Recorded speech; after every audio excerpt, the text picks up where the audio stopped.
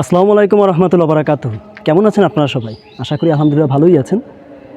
আপনারা যারা প্রাইমারি সহকারী শিক্ষক নিয়োগ পরীক্ষায় 2025-এর যারা সুপারিশপ্রাপ্ত হয়েছেন এবং যারা আপনার জয়েন করতে চাচ্ছেন বা যাদের জয়েনিং মানে সামনেই হবে, তাদের ভিতরে অনেক ধরনের টেনশন কাজ করতেছে যে আদৌ এই জয়েনিংটা হবে কি না, প্লাস হলে কবে হবে, নিয়োগ আদৌ বাতিল হবে কি না।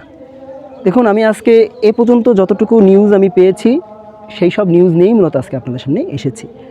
দেখুন, আপনাদের এই জয়েনিংটা আরও আগেই হওয়ার কথা ছিল, প্রায় আপনার ধরেন এপ্রিলের মধ্যেই হয়ে যাওয়ার কথা ছিল। এই যে এপ্রিলের মধ্যে মানে প্রথম দিকেই হওয়ার কথা ছিল, সব ধরনের কাজ কমপ্লিট করার পরে। এখন হচ্ছে না হচ্ছে, প্রথম যে রিজনটা তা হচ্ছে, যেটা ভ্যালিড রিজন, তা হচ্ছে দেখেন আপনাদের জয়েনিংয়ের জন্য যেসব পদগুলা মানে আছে আর কি, সেই সব পদের ভিতরে যেটা সবচেয়ে বেশি জরুরি তা হচ্ছে পদগুলো তো ফাঁকা হতে হবে, বুঝছেন? তো যার কারণে যারা অলরেডি চাকরি করতেছেন, যেসব সহকারী শিক্ষক আছেন, তাদের বদলিটা এই মে মাসেই হওয়ার কথা। যার কারণে মে মাসে যদি তাদের বদলিটা হয়ে যায়, তখন মন্ত্রণালয় একটা ফাঁকা যে লিস্ট আছে অর্থাৎ বিভিন্ন স্কুলের, সেই লিস্টটা তারা মন্ত্রণালয়ে আপনার বিভিন্ন ভাবে সেগুলোকে সংগ্রহ করে সেই লিস্টটাকে নিয়ে তারপরে বসবে তারা, এবং এর পরবর্তীতে তারা চেষ্টা করবে যে যে জায়গায় ফাঁকা আছে সেই জায়গায় নিজ নিজ উপজেলার যারা আপনারা চাকরি পেয়েছেন তারা সেই জায়গায় সেভাবে যাবেন। অর্থাৎ কাজটা কিন্তু এখনও অনেক।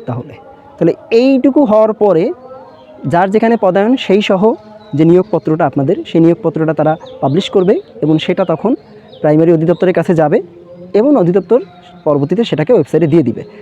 তারপরে আপনারা জয়েনিং করবেন।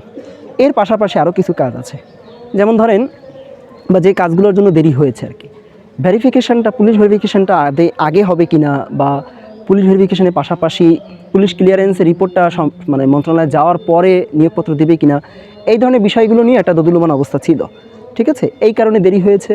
আরও যে বিষয়গুলো তা হচ্ছে, দেখেন মন্ত্রণালয় আসলে যদি এই মুহূর্তে যদি আপনাদের জয়েনিংটা দিয়ে দিত, তাহলে সরকার যেহেতু নতুন আসছে, এই নতুন সরকারের পক্ষে এই এতগুলা পয়সা বা এতগুলো টাকা আপনাদেরকে দিতে হতো।